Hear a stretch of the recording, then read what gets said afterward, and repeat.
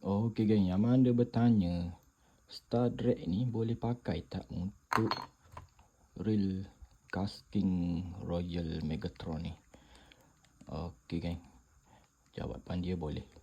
Boleh sangat geng.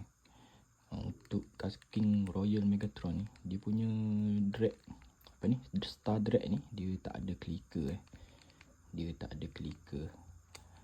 Okey, dia senyap je. Okey geng, dia macam mana Star Trek casting ni? Sekejap aku tunjuk sampel. Okey geng, untuk Star Trek casting Megatron ni,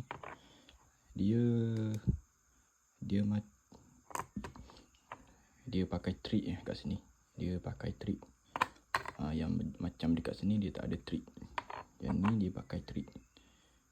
Okey, kalau korang nak pakai, korang kena ada satu barang ni.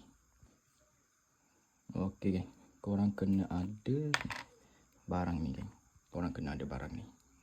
Baru korang boleh pakai dekat ni Star Trek ni. Star Trek macam ni lah. Dia duduk kat situ lah. Dia duduk kat dalam tu.